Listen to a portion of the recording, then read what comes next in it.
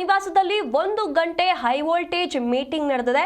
ರಾತ್ರಿ ಸಿದ್ದರಾಮಯ್ಯ ಜೊತೆ ಸುರ್ಜೇವಾಲಾ ಅವರು ಸುದೀರ್ಘವಾದಂತ ಚರ್ಚೆಯನ್ನ ನಡೆಸಿದ್ದಾರೆ. ಮಲ್ಲಿಕಾರ್ಜುನ್ ಖರ್ಗೆ, ಕೆಸಿ ವೇಣುಗೋಪಾಲ್ ರಹಸ್ಯ ಸಂದೇಶವನ್ನೇನಾದರೂ ರವಾನೆ ಮಾಡ್ತಿದ್ದಾರಾ?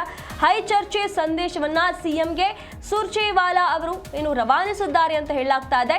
ಸಿಎಂ ಜೊತೆ ಸತತವಾಗಿ 1 ಗಂಟೆಗಳ ಕಾಲ ಸುದೀರ್ಘ ಚರ್ಚೆಯನ್ನ ನಡೆಸಿ ವಾಪಸ್ ತೆರಳಿದ್ದಾರೆ.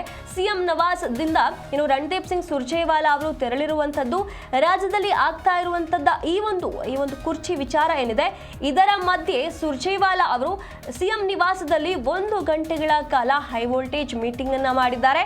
ಸಿಎಂ ಸಿದ್ದರಾಮಯ್ಯ ಅವರ ಜೊತೆ ರಾತ್ರಿ 1 ಗಂಟೆಗಳ ಕಾಲ ಸುದೀರ್ಘವಾದಂತ ಚರ್ಚೆಯನ್ನ ನಡೆಸಿದ್ದಾರೆ.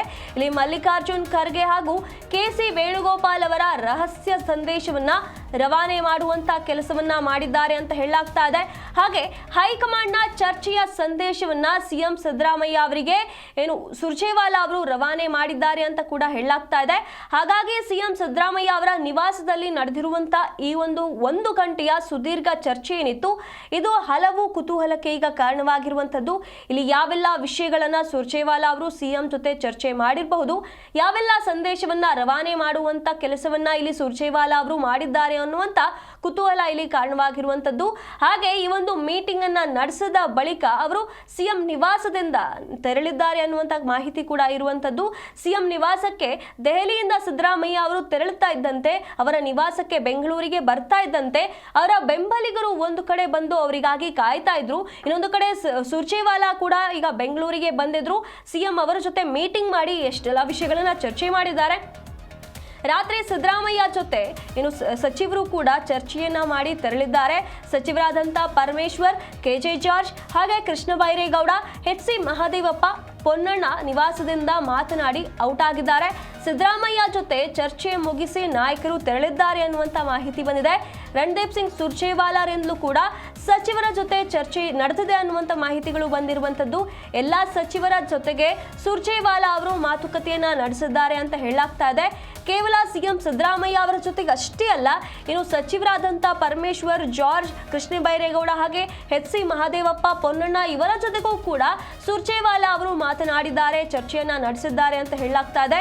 1 ಗಂಟೆಗಳ ಕಾಲ ಸಿಎಂ ಸಿದ್ದರಾಮಯ್ಯ ಅವರ ಜೊತೆ ಮೀಟಿಂಗ್ ಮಾಡಿದ್ದು ಹೌದು, ಅವರಿಗೆ ಕೆಲವೊಂದಿಷ್ಟು ಸಂದೇಶಗಳನ್ನ ರವಾನೆ ಮಾಡಿದ್ದು ಹೌದು.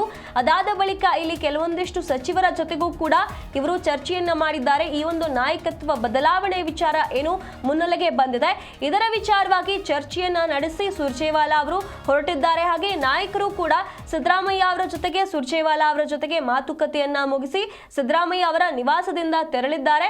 ಹಾಗಾಗಿ ಇಲ್ಲಿ ಏನೆಲ್ಲ ವಿಷಯಗಳು ಇಷ್ಟು ಸುದೀರ್ಘವಾಗಿ ಚರ್ಚೆಯಾಗ್ತಾ ಇದೆ ಅನ್ನುವಂತ ಕುತೂಹಲ ಇಲ್ಲಿ ರಾಜಕೀಯದಲ್ಲಿ ಉಂಟಾಗ್ತಾ ಇರುವಂತದ್ದು.